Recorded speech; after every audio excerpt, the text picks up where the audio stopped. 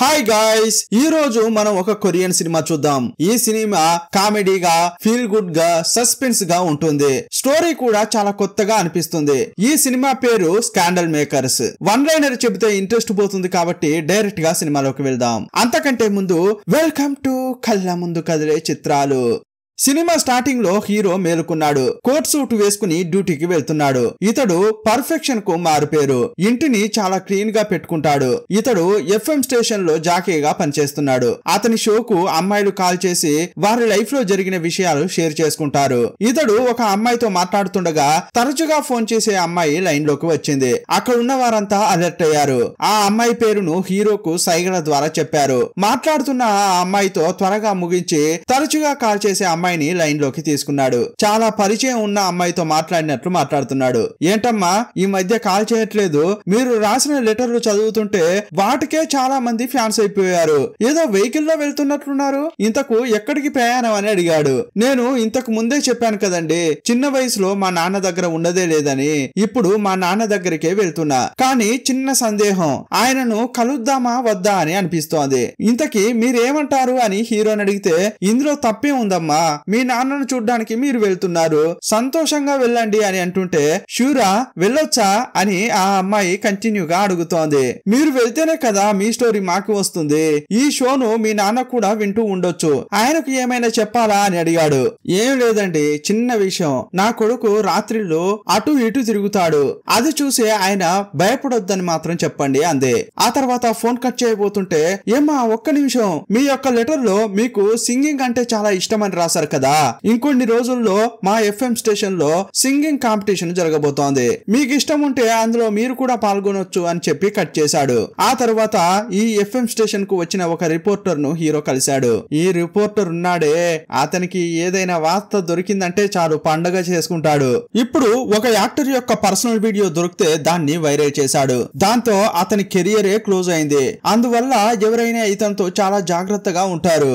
ఆ రిపోర్టర్ తో మాట్లాడిన హీరో కారులో ఇంటికి వెళ్తుంటే తన లవర్ కు కాల్ చేసి, ఈ రోజు ఇంటికి వస్తావా అని అడిగాడు. ఇంటికి వెళ్లిన హీరో తను రావడానికి ముందు ఇంటిని రొమాంటిక్ గా మార్చాలని అనుకున్నాడు. ఇంట్లో రూమ్ ఫ్రెషనర్ కొట్టాడు, బాత్ టబ్ లో గులాబీలు పరిచాడు. నా కలల రాణి ఎప్పుడు వస్తుందా అని రెడీ అయ్యి ఎదురు చూస్తున్నాడు.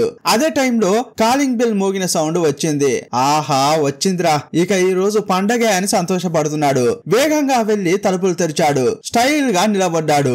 ఎదురుగా ఎవరున్నారో కూడా చూడలేదు. వచ్చింది తన లవ్వరే అని, హాయ్ డార్లింగ్ రావడానికి ఇంతసేపా అని రొమాంటిక్ గా మాట్లాడుతున్నాడు. కళ్ళు తెరిచి చూస్తే అక్కడున్నది తన లవ్వర్ కాదు. వారిని చూడగానే, ఎవరండి మీరు, ఇక్కడేం చేస్తున్నారు అని అడిగాడు. హలో నేనేనండి, ఉదయం ఎఫ్ఎం స్టేషన్ కు కాల్ చేశాను కదా, అదే అమ్మాయినని చెప్పింది. ఓ మీరా, మీ నాన్నను చూడ్డానికి వెళ్తున్నట్లు చెప్పారు, కానీ ఇక్కడికి వచ్చారేంటి అని హీరో అడిగాడు. మీ నాన్న దగ్గరకు వెళ్ళలేదా అంటుంటే, మా నాన్న దగ్గరకే వచ్చా అని ఆ అమ్మాయి అంటోంది. ఏంటి నాకు అస్సలు అర్థం కాలేదు అని అంటుంటే, మా నాన్న ఎవరో మీకు తెలుసా అని ఆమె అంటోంది. నేనెందుకు తెలుసుకోవాలి అని అతడు అన్నాడు. కొన్ని సంవత్సరాల క్రితం పలానా స్కూల్లో పలానా పేరుతో ఒక అమ్మాయి చదివింది కదా, ఆమె మీకు తెలిసి ఉండాలే అని ఈ అమ్మాయి అంటోంది. అప్పుడు 2 నిమిషాల పాటు ఇతడు బాగా ఆలోచించాడు. అప్పుడు ఒక ఫ్లాష్ బ్యాక్ గుర్తుకు తెచ్చుకున్నాడు. హీరో స్కూల్లో చదివేటప్పుడు అతనికి 13 ఏళ్లు ఉంటాయి. ఈ అమ్మాయి ఇప్పుడు ఎవరి పేరైతే చెప్పిందో ఆమెతో హీరో అప్పట్లో లవ్ లో ఉన్నాడు. వారిద్దరి మధ్య తానా తందాన కూడా జరిగింది. అలా జరగడం వల్ల పుట్టిన అమ్మాయే ఇప్పుడు హీరో ఇంటికి వచ్చిన అమ్మాయి. ఇప్పటి వరకు తనకు ఒక కూతురు పుట్టిందన్న విషయం కూడా హీరోకు తెలియదు. ఇప్పుడే తను నా కూతురే అనే విషయం తెలిసింది. ఇంకో విచిత్రం ఏంటంటే, హీరోకు 30 ఏళ్లు ఉంటాయి. ఇంటికి వచ్చిన అమ్మాయికి చూస్తే 18 ఏళ్ల అమ్మాయి లెక్క ఉంది. ఈమెకు 6 ఏళ్ల కొడుకున్నాడు. కానీ ఆ అబ్బాయి యొక్క తండ్రి ఎవరో ఇప్పటి వరకు చూపించలేదు. ఆ చిన్న పిల్లాడు ఊరికే ఉండకుండా తాత తాత అని పిలుస్తున్నాడు. అతని పిలుపులో ప్రేమ పాసం పొంగి పొర్లుతోంది. తాత అనే పదం వినగానే హీరోకు ఫ్యూజులు ఎగిరిపోతున్నాయి. ఏం జరుగుతోందరా ఇక్కడ అని హీరో ఆలోచిస్తుంటే, అంతలోనే హీరో ఒక అమ్మాయి కోసం వెయిట్ చేస్తున్నాడు కదా, ఆమె వచ్చినట్లుంది. Calling bell నొక్కింది. ఇప్పుడు గాని ఆమె లోపలికి వచ్చి తనకు కూతురు మనవడు ఉన్నాడని తెలిస్తే మైకం వచ్చి అక్కడే పడిపోతుంది. అంతేకాదు ఇతని పరువు మర్యాదలు కూడా పోతాయి. అందువల్ల ఈ ఇద్దరిని ఒక రూమ్ లో ప్యాక్ చేశాడు. దయచేసి ఇక్కడే ఉండండి, ఎట్టి పరిస్థితుల్లో బయటకు మాత్రం రావద్దమ్మా అని బతిమిలాడాడు. ఆ తర్వాత ఆ అమ్మాయిని ఇంట్లోకి పిలిచాడు. ఇక లోపలికి వచ్చే అమ్మాయి చాలా ఫామ్ లో ఉంది. ఇక ఇన్నింగ్స్ ఆడదామని అనుకున్నట్లుంది. లోపలికి రాగానే హీరోను మాట కూడా మాట్లాడనివ్వకుండా తన పని తాను స్టార్ట్ చేస్తోంది. అయ్యయ్యో ఈమెను ఎలా మేనేజ్ చేసేది అని హీరో ఆలోచిస్తున్నాడు. అదే టైంలో రూమ్ లోపల ఉన్న బుడంకాయ బయటకొచ్చాడు. అతడు బాత్రూమ్ కు వెళ్ళాడు. ఆ పిల్లాన్ని ఈమె చూడకూడదని హీరో ఆమె ముఖాన్ని అటు ఇటు తిప్పుతుంటాడు. ఒకానొక సమయంలో ఆమెను మేనేజ్ చేయలేకపోయాడు. ఇక ఆమెతో ఏమంటున్నాడంటే, ఏమ్మా నిన్ను ఇంటికి ఎందుకు పిలిచానో తెలుసా, నీకు నాకు బ్రేకప్ అని చెప్పడానికే పిలిచా అంటున్నాడు. దయచేసి వెళ్ళమ్మా అని ఆమెతో మాట్లాడి పంపించాడు. ఆ తర్వాత తన కూతుర్ని మనవన్ని కూర్చోబెట్టి వాళ్ళపై అరుస్తున్నాడు. కూతుర్ను చూస్తూ, ఏమ్మా నువ్వు చెప్పినట్లు జరగడానికి ఆ టైంలో నాకు 13 ఏళ్ళు ఉంటాయేమో, అప్పుడు నేను చిన్న పిల్లాడినే కదా, అందువల్ల నా ద్వారానే నువ్వు పుట్టావని గ్యారంటీ ఏంటి అంటున్నాడు. అందువల్ల నువ్వు ఎలాంటి గొడవ చేయకుండా మర్యాదగా బయటకు వెళ్ళు అని అన్నాడు. అప్పుడు ఆ అమ్మాయి, ఓహో అయితే నేను బయటకు వెళ్ళాలి, సరే వెళ్తా, కానీ కొన్ని రోజుల క్రితమే ఒక యాక్టర్ యొక్క వీడియో బయటకు వచ్చింది, ఇలాగే రేపు నీకు ఒక కూతురు ఉందని మనవడు కూడా ఉన్నాడన్న విషయం బయటకు వస్తుంది, వచ్చేలా చేస్తాను, ఓకేనా అని బెదిరించింది. అప్పుడు ఇతడు, వామ్మో నువ్వు బయటకు వెళ్ళకమ్మా, ఇంట్లోనే ఉండు, ఈ ఇల్లంతా నీదే అనుకో అని అన్నాడు. రాత్రి రూమ్ లో ఏదో సౌండ్ రావడంతో సుత్తె పట్టుకుని హీరో బయటకు వస్తున్నాడు. బయటకు వచ్చి చూస్తే ఆల్రెడీ ఈ అమ్మాయి చెప్పింది కదా నా కొడుక్కి నిద్రలో నడిచే అలవాటు ఉందని. అతడు నిద్రలో దయ్యంలాగా నడుస్తూ హీరో దగ్గరికి వస్తున్నాడు. కొంచెం సేపు హీరో భయపడిపోయాడు. రే ఎందుకురా ఇలా నడుస్తూ నా ప్రాణాలు తోడుతున్నావు అనుకున్నాడు హీరో. మరుసటి రోజు హీరో నిద్ర లేచి బయటకు వచ్చి చూస్తే ఇల్లంతా గందరగోళంగా ఉంది. హీరోకు ఇల్లును శుభ్రంగా పెట్టుకోవడం ఇష్టం. ఇంటిని చిందర వందరగా చూడగానే హీరోకు ఏడుపే వచ్చింది. ఎక్కడ పడితే అక్కడ చెడ్డీలు ఎండుతున్నాయి. అది చాలదన్నట్లు టీవీపై బుడ్డోడు ఏదేదో గీకి పెట్టాడు. ఇదంతా తట్టుకోలేని హీరో బిడ్డను కూర్చోబెట్టి, ఏమ్మా నేను మీ నాన్నను కాదు, దయచేసి ఇక్కడి నుంచి వెళ్ళమ్మా అంటుంటే, నువ్వే మా నాన్నవు అని ఆ అమ్మాయి అంటోంది. ఇక ఇదంతా కాదు, DNA టెస్ట్ చేయించుకుందాం అన్నాడు. హీరోకు ఒక డాక్టర్ ఫ్రెండ్ ఉన్నాడు. అతడు వెటనరీ డాక్టర్. అతని దగ్గరకు టెస్ట్ కోసం వెళ్ళాడు. హీరోకు కూతురు మనవడు ఉన్నారని తెలిసి అతడు ఆట పట్టిస్తుంటాడు. రే ఈ వయసులోనే నీకు కూతురు మనవడు అంటే అప్పట్లో చాలా వ్యవసాయం చేసి ఉంటావు అని అంటుంటాడు. ముగ్గురు ఒకే సోఫాలో కూర్చుని ఉంటే చూసి, రే నీ కుటుంబం సూపర్ గా ఉందిరా, మనవడితో ఆడుకుంటూ చాలా ఎంజాయ్ చేస్తున్నావని అగ్గికి ఆజ్యం పోశాడు. రే టెస్ట్ చేసే దానిపై మాత్రమే ఫోకస్ చేయి, మిగతా విషయాలు మాట్లాడావో నీకు పోస్ట్ మార్టం చేయాల్సి వస్తుంది అని హీరో అన్నాడు. 10 రోజులకు రిపోర్టు రానుంది. 10 రోజులు ఆగితే చాలు నాకు మళ్ళీ స్వేచ్ఛ లభిస్తుందని అనుకున్నాడు. 10 రోజుల పాటు కూతురు మనవడు చేసే అరాచకాలను పంటి బిగువున భరిస్తున్నాడు. 10 రోజుల తర్వాత రిపోర్టు తీసుకోవడానికి వెళ్ళినప్పుడు పెద్ద షాక్ ఎదురైంది. ఆ రిజల్ట్ లో 100కు 100% హీరో కూతురే ఆమె అని తెలిసింది. ఇక హీరోకు వేరే దారి లేదు, జీవితాంతం ఈ పిల్ల పిశాచులను భరించి తీరాల్సిందే. ఆ కోపంలోనే మరుసటి రోజు డ్యూటీకి వెళ్ళాడు. ఇంట్లో టార్చర్ చాలదని కూతురు టార్చర్ ఆఫీస్ లో కూడా కంటిన్యూ అవుతోంది. ఎందుకంటే ఈ కూతురు తన లైఫ్ స్టోరీని లెటర్ల ద్వారా FM స్టేషన్ కు పంపుతుంది కదా.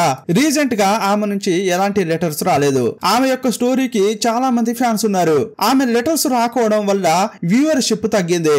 అందువల్ల మేనేజర్ వచ్చి ఆ అమ్మాయిని ఎలాగైనా కనిపెట్టి FM స్టేషన్ కు తీసుకొచ్చి ఇంటర్వ్యూ చేయాలి అంటున్నాడు. ఇదంతా విన్న హీరోకు గుండె జల్లు మంది.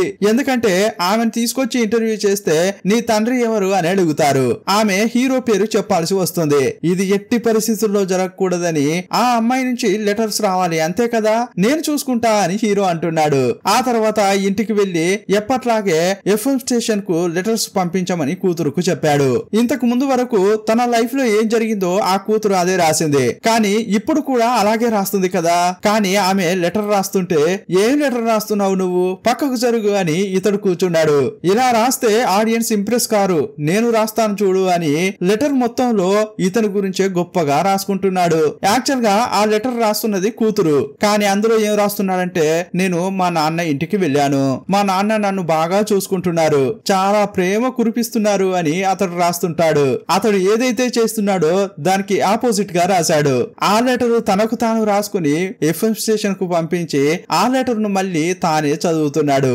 ఎలాగైతే అయితేనేంటి, నా ప్లాన్ సక్సెస్ అయింది కదా అనుకుంటున్నాడు.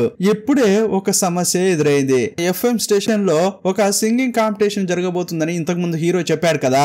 కూతురును వేరే ఇంతకు ముందు పార్టిసిపేట్ చేయమని చెప్పాడు. ఇప్పుడు కాంపిటీషన్ కు ఆడిషన్స్ జరుగుతున్నాయి. అందుకోసం హీరో కూతురు కూడా వచ్చింది. కూతురును చూడగానే అదిరిపడ్డాడు. ఏమ్మా, ఇంట్లో టార్చర్ చాలదని ఇక్కడికి కూడా వచ్చావా అని మనసులో అనుకుంటున్నాడు. ఆడిషన్స్ కు వచ్చిన వాళ్ళు ఒక్కొక్కరుగా పాడారు. ఇక చివరగా స్టేజ్ పైకి ఆ కూతురు వచ్చింది. వచ్చిన ఆమె కొంచెం సేపు పాట పాడకుండా సైలెంట్ గా ఉంది. ఇక దొరికిందిరా ఛాన్స్ అని ఆమెను హీరో తిడుతున్నాడు.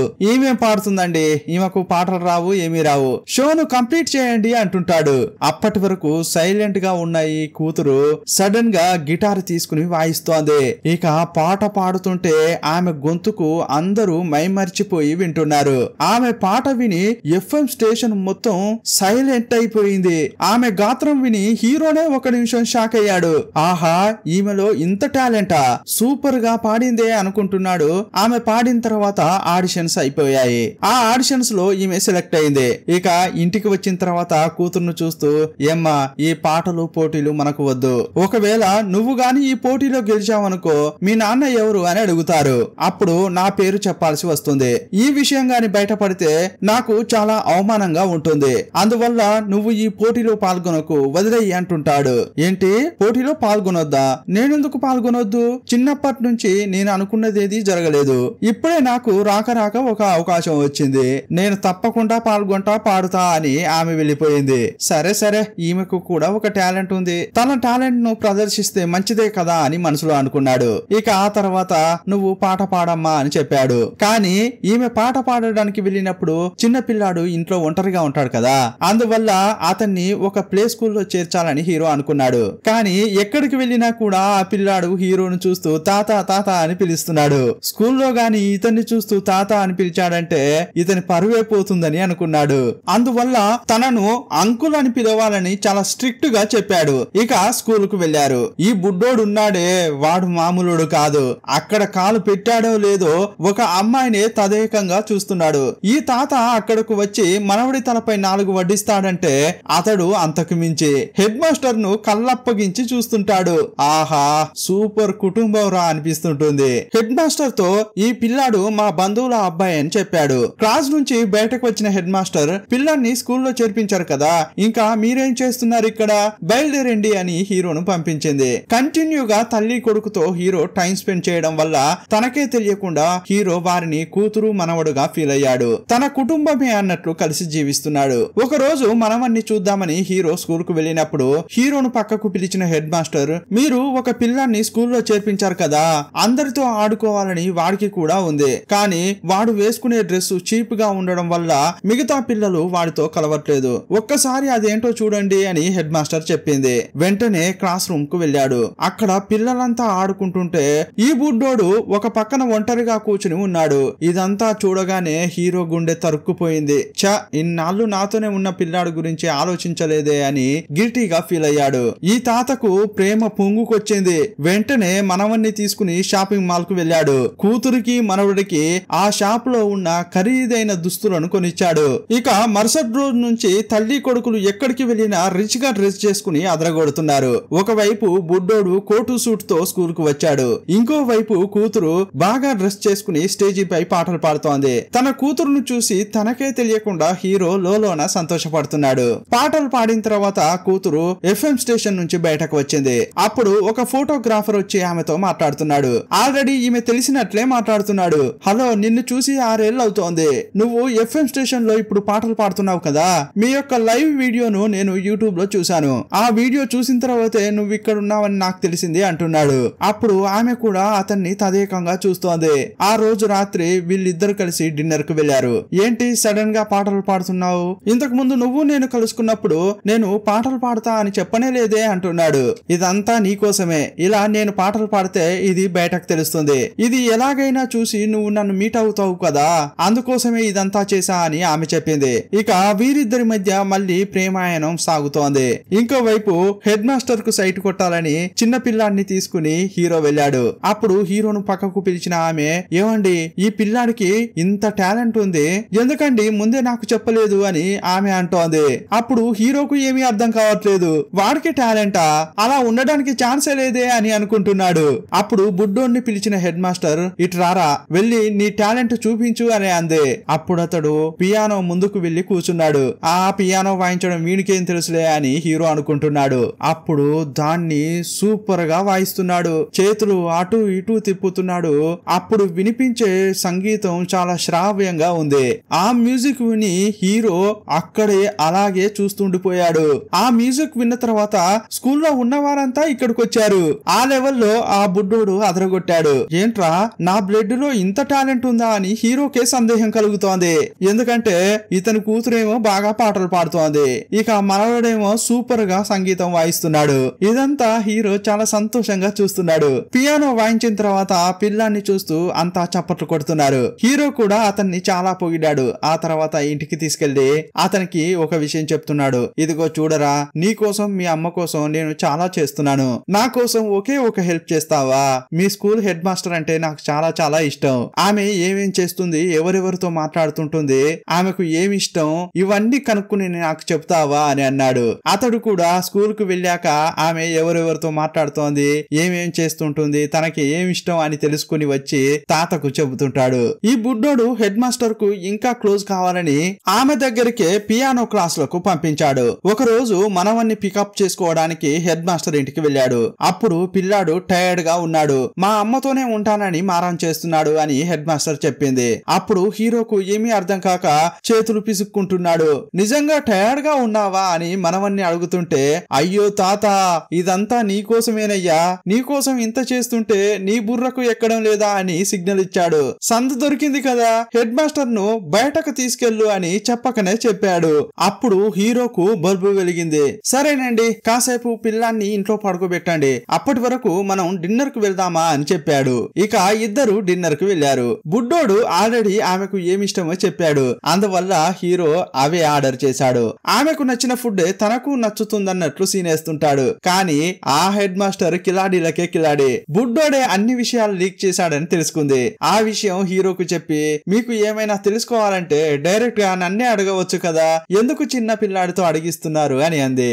అయ్యయ్యో, అంతా తెలిసిపోయిందా, ఎలాగోలా మేనేజ్ చేయాలని మీకోసం ఒక పాట డెడికేట్ చేస్తా అని గిటార్ తీసుకున్నాడు. హోటల్లోనే హెడ్ మాస్టర్ ను ఇంప్రెస్ చేసేలా పాట పాడాడు. సూపర్ గా పాట పాడుతున్నాడు. ఈ కూతురుకి మనవడికి ఇతని నుంచే టాలెంట్ వచ్చిందనేది చూస్తున్న మనకు అర్థమవుతుంటుంది. ఇంకోవైపు ఫోటోగ్రాఫర్ కూతురుకు ప్రపోజ్ చేస్తున్నాడు. ఆమె అతన్ని అలాగే చూస్తుంటే ఆలోచించుకుని చెప్పండి అంటుంటాడు. ఆమె వెళ్తుంటే తన లవ్వర్ ను ఫోటోలు తీయాలని అనుకున్నాడు. కూతురు ఇంటికి వెళ్తుంటే అదే టైంలో హీరో అటువైపు వచ్చాడు. హీరో ఈమె తండ్రి కూతురు, ఈ విషయం వీళ్ళిద్దరికే తెలుసు కదా. ఆ రిలేషన్షిప్ లో వాళ్ళిద్దరు మాట్లాడుకుంటున్నారు. కానీ ఇదంతా చూసిన ఫోటోగ్రాఫర్ తప్పుగా అర్థం చేసుకున్నాడు. నేను లవ్ చేస్తున్న అమ్మాయికి ఇంకొకరితో అఫైర్ ఉందని అనుకున్నాడు. ఇదంతా చూసి అతని గుండె ముక్కలైంది. నిన్న హీరోను ఈ కూతురును కలిపి ఫోటో తీశాడు కదా, ఆ ఫోటోలను స్టూడియోలో కూర్చుని చాలా బాధగా ఫోటోగ్రాఫర్ చూస్తున్నాడు. ల్యాప్టాప్ లో చూస్తున్న అతడు చాలా బాధపడ్డాడు.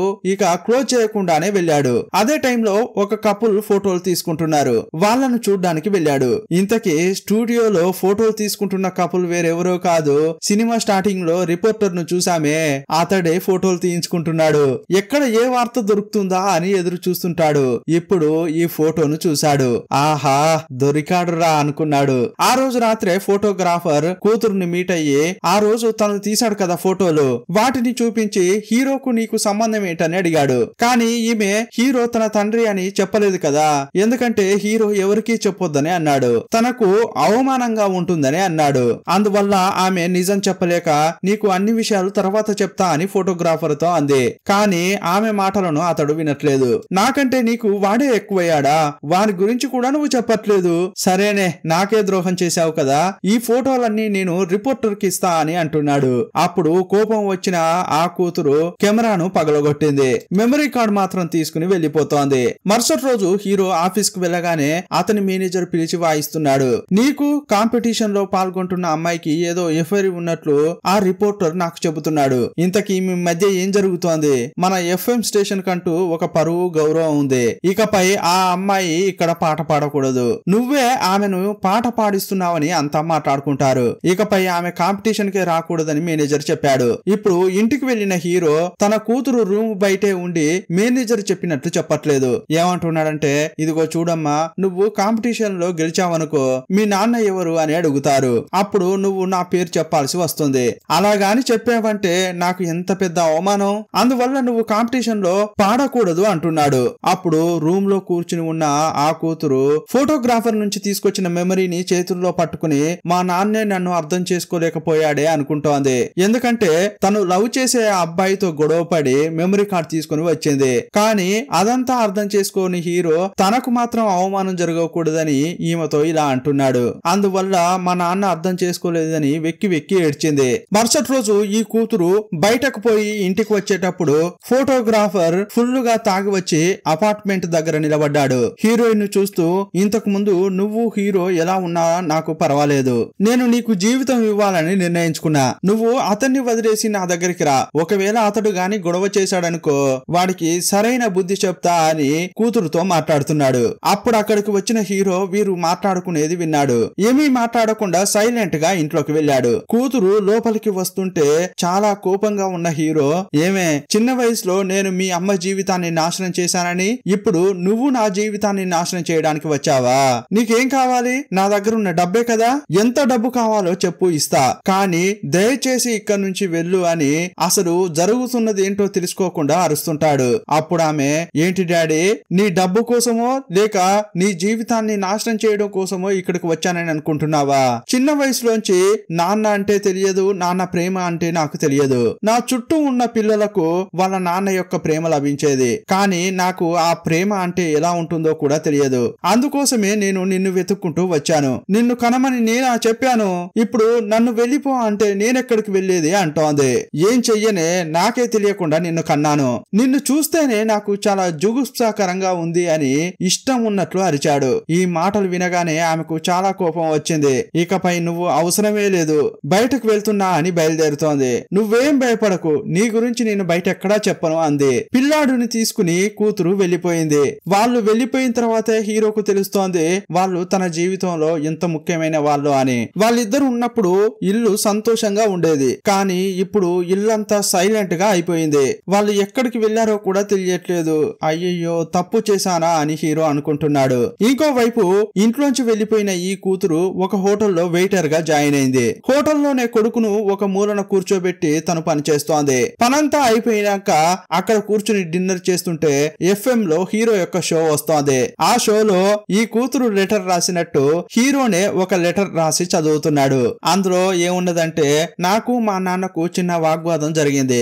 మా నాన్న నన్ను ఇంట్లోంచి బయటకు వెళ్ళమన్నాడు. నేను కూడా బయటకు వచ్చేసాను, కానీ తిరిగి మా నాన్న దగ్గరికి వెళ్ళాలా వద్దా అని అనిపిస్తోంది అని ఆమె రాసినట్లుగా లెటర్ చదువుతున్నాడు.